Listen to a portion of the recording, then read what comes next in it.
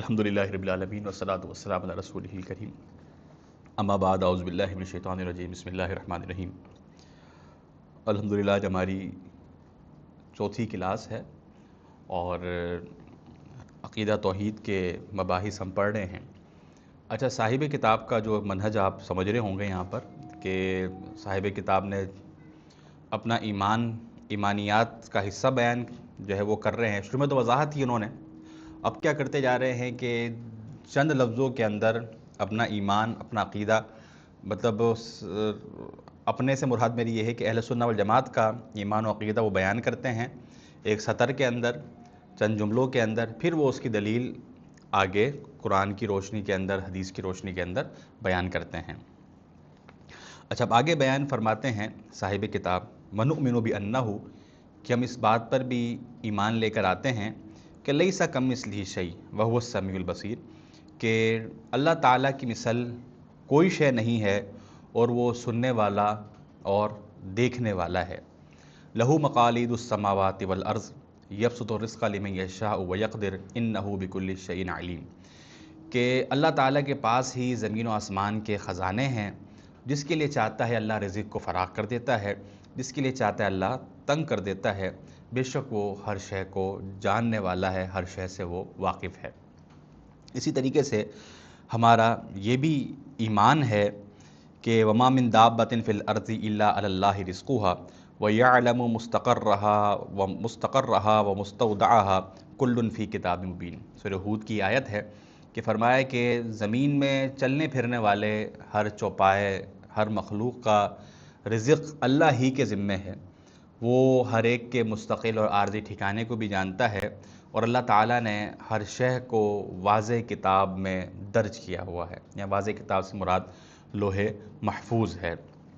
اسی طرح وَنُؤْمِنُ بِأَنَّ اللَّهَ، ہمارا یہ بھی عقیدہ ہے کہ اللہ تعالیٰ کی ذات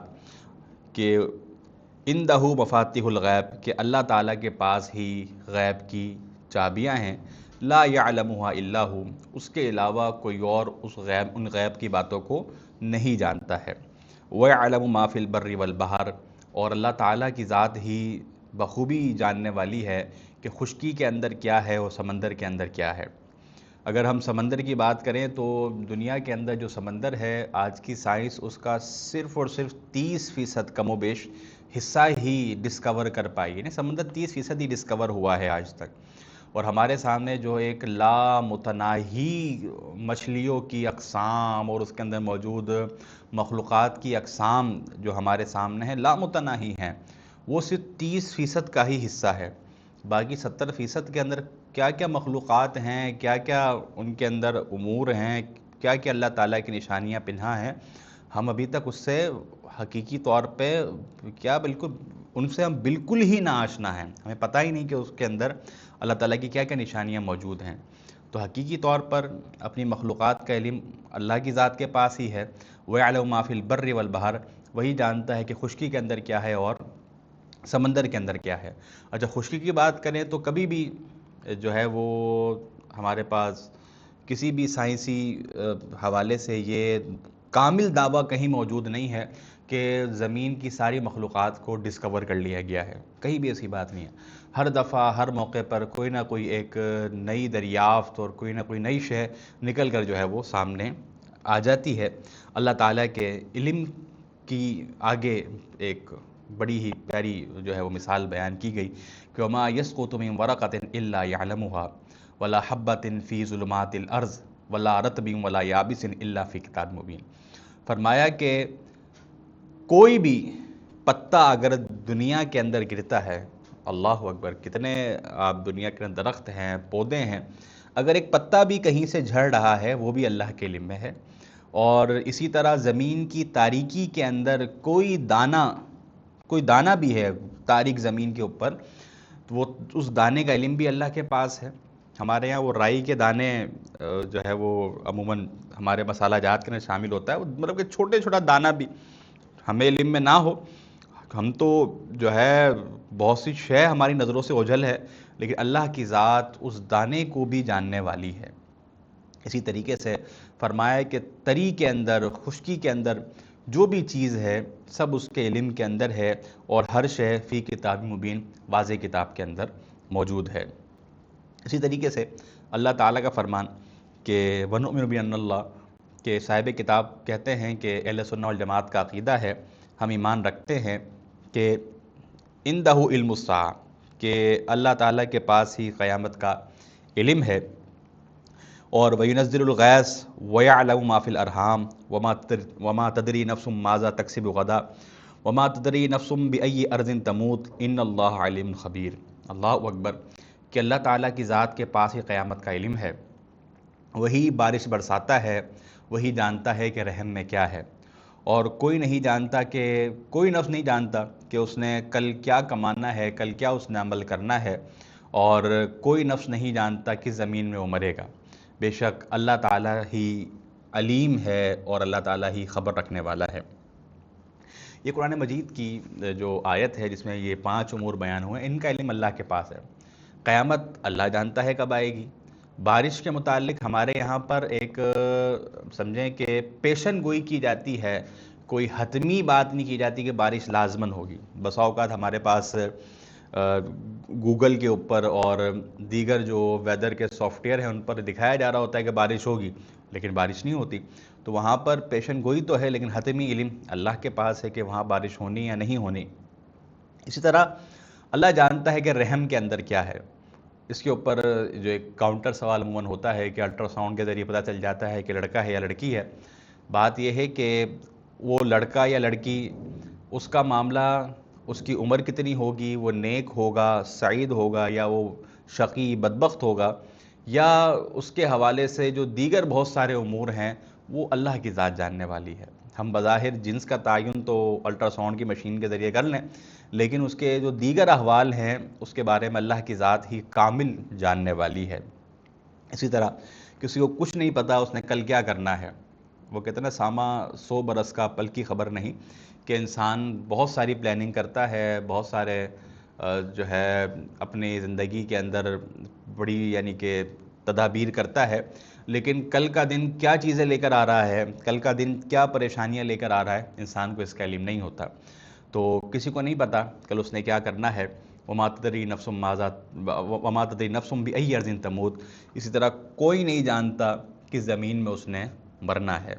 ٹھیک ہے جی، بہت سے لوگ ہیں کہ رہتے کہیں ہیں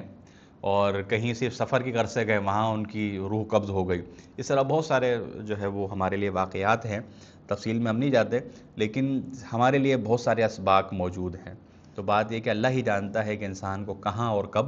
موت آنی ہے۔ اچھا، آگے جو بحث ہے وہ اللہ تعالیٰ کے کلام کے حوالے سے ہے۔ ٹھیک ہے جی، تو یہ پوری بحث انشاءاللہ ہم آج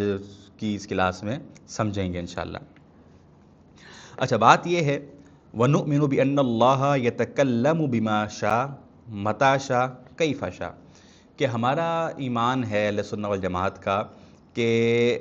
بے شک اللہ تعالیٰ کلام کرتا ہے جو چاہے، جب چاہے اور جیسے چاہے۔ ٹھیک ہے جی، اللہ تعالیٰ کلام فرماتے ہیں۔ ٹھیک ہے جی، اس کا کلام وہ جب چاہے جیسے چاہے وہ کلام فرماتا ہے۔ اس کے دلائل صاحب کتاب نے ذکر کیے ہیں قرآن کی روشنی میں۔ وَكَلَّمَ اللَّهُ مُوسَىٰ تَكْلِيمًا، اللہ تعالیٰ نے موسیٰ علیہ السلام سے کلام کیا۔ اسی طرح وَلَمَّا جَاءَ مُوسَىٰ لِمِيقَاتِنَا وَكَلَّمَهُ رَبُّهُ، اسی طرح وَنَادَيْنَاهُ مِن جَانِبِ الطُّورِ الْأَيْمَنِ وَقَرَّبْنَاهُ نَجِيًّا، کہ پہلی آیت میں حضرت موسیٰ علیہ السلام کا ذکر کہ جب وہ آئے ہیں کوہ طور کے اوپر، اللہ تعالیٰ نے ان سے کلام کیا ہے۔ سورہ مریم کی جو اگلی آیت میں نے آپ کے سامنے پڑھی ہے، اس کے اندر بھی کوہ طور پر حضرت موسیٰ علیہ السلام کا آنا ہے اور اللہ کا ان سے براہ راست کلام کرنا ہے۔ تو اللہ تعالیٰ کی ذات کلام فرماتی ہے، کیسے ہے، کس طرح ہے، یہ ہمارا یقین اور ایمان ہے کہ جس طرح اس کے شأن شان ہے۔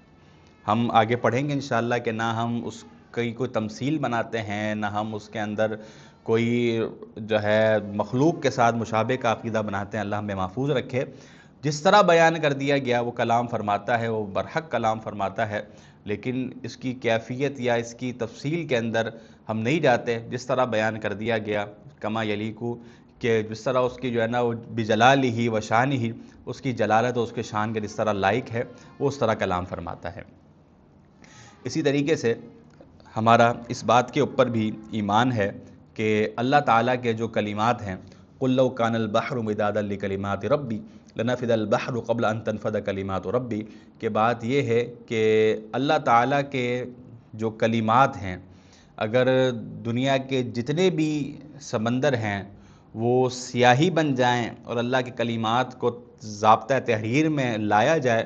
تو ان سمندروں نے خشک ہو جانا ہے۔ اللہ تعالیٰ کے کلمات کو انسان احاطہ تحریر کے اندر نہیں جو ہے وہ لا سکتا۔ اسی طرح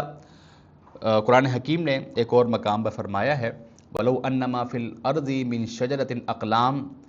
وَالْبَحْرُ يَمُدُّهُ مِن بَعْدِهِ سَبْعَةُ أَبْحُرٍ مَا نَفِدَتْ كَلِمَاتُ اللَّهِ إِنَّ اللَّهَ عَزِيزٌ حَكِيمٌ، کہ بات یہ ہے کہ زمین میں جتنے درخت ہیں یہ قلم بن جائیں اور جو سمندر ہے اس کا سارا جو پانی ہے وہ یعنی سیاہی بن جائے، درخت قلم بن گئے، سمندر سارا کا سارا سیاہی بن گیا، اور صرف یہی سمندر نہیں، جتنا دنیا میں پانی ہے، دنیا کے اندر جو ہے وہ مطلب کہ 3 حصے تو دنیا کے اندر پانی کے ہیں، یہ ان کو آپ 7 گنا بڑھا دیں، اتنا پانی 7 گنا اور ہو جائے، پھر اللہ تعالیٰ کے کلمات کو ضابطہ تحریر میں لایا جائے، یہ قلم ختم ہو جانے ہیں، یہ سمندر ختم ہو جانے ہیں، اللہ تعالیٰ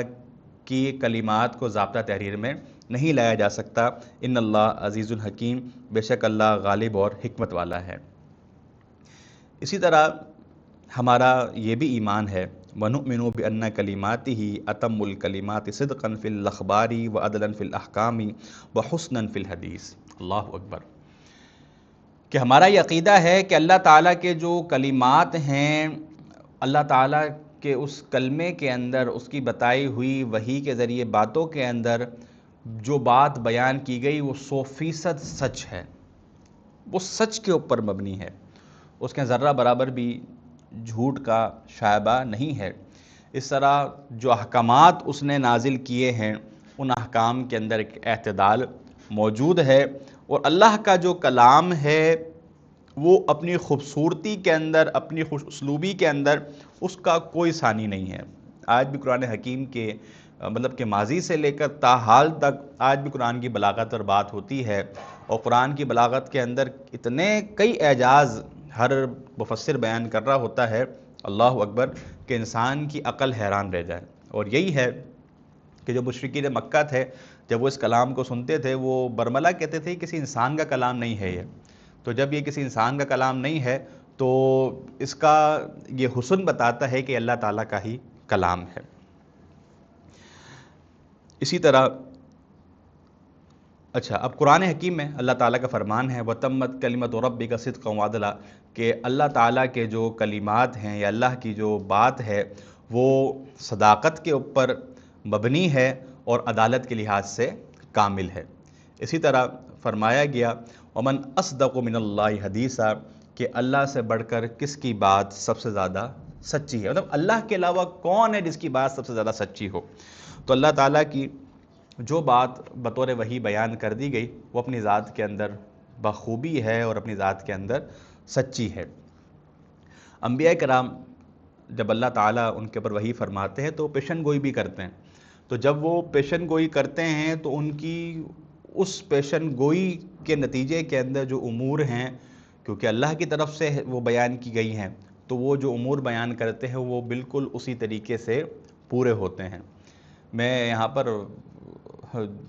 ظالم مرزا قادیانی کا جو ہے وہ اس کو بھی شوق ہوا، مرزا قادیانی کو شوق ہوا کہ وہ بھی تھوڑی سی پیشن گوئیاں کرے،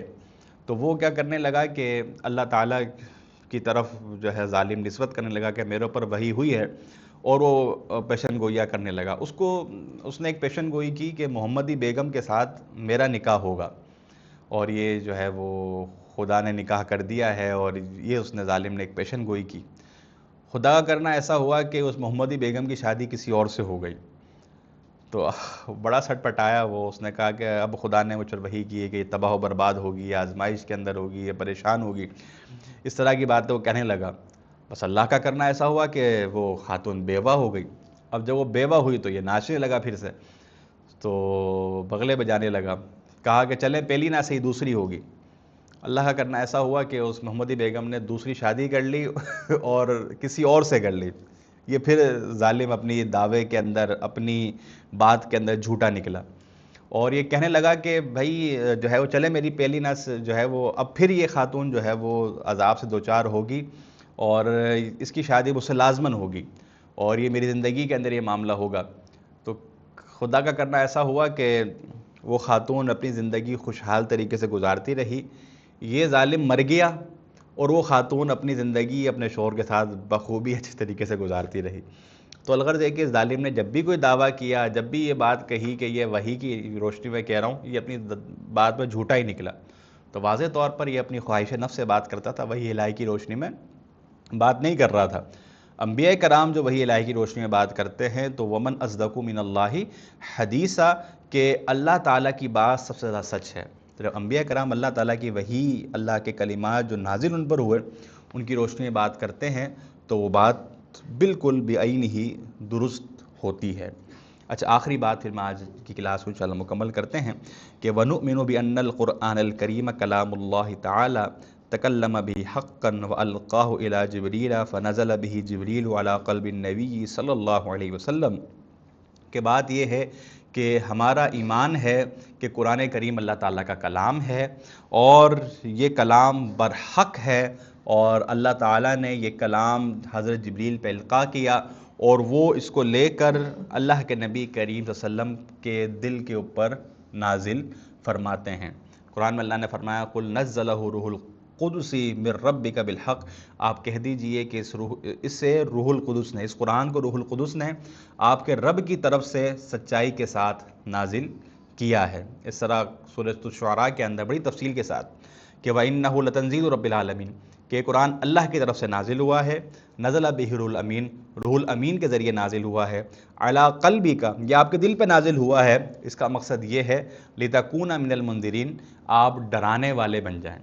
آپ ڈرانے والے بن جائیں، بلسان عربی مبین، اور یہ واضح صاف عربی زبان کے اندر نازل کیا گیا ہے۔ تو قرآن حکیم کے حوالے سے ہمارا یہ عقیدہ ہے، یہ نظریہ ہے کہ قرآن حکیم اللہ تعالیٰ کا کلام ہے، اور جو اللہ تعالیٰ نے کلام فرمایا بعین ہی ان کلمات کے ساتھ آج ہمارے پاس موجود ہے۔ قرآن قطعاً اللہ کی مخلوق نہیں ہے۔ امام احمد بن حنبل رحمہ اللہ پہ اللہ تعالیٰ کروڑوں رحمتیں نازل فرمائے کہ جب عباسی خلفاء کے دور کے اندر خلق قرآن کا مسئلہ ہوا تو آپ سیسا پلائی ہوئی دیوار بن گئے اس عقیدے کے خلاف، اور آپ کو کوڑے مارے گئے جن کے بارے میں سلف فرماتے ہیں کہ وہ اگر چابک دستی اگر کسی ہاتھی کے اوپر ہوتی تو وہ بھی چیخ پڑتا۔ اس نوعیت کے کوڑے مارے جاتے ہیں۔ کیفیت یہ تھی کہ ایک جلاد آتا، وہ مکمل قوت کے ساتھ 2 کوڑے مارتا، اب اس کی ڈیوٹی تبدیل، اب نیا جلاد، مطلب تازہ دم مکمل قوت کے ساتھ وہ 2 کوڑے مارتا، پھر نیا جلاد، وہ پھر 2 مارتا، پھر نیا جلاد۔ اللہ اکبر، اس طرح آپ کے اوپر بڑی سختیاں کی گئی، لیکن اس کے باوجود وہ ایک سیسا پلائی دیوار بنے رہے اور وہ یہی بات کہتے رہے قرآن جو ہے وہ اللہ کا کلام ہے، کسی صورت مخلوق نہیں ہے۔ تو قرآن اللہ کا کلام ہے، جس طرح نازل ہوا اس انداز کے اندر یہ موجود ہے۔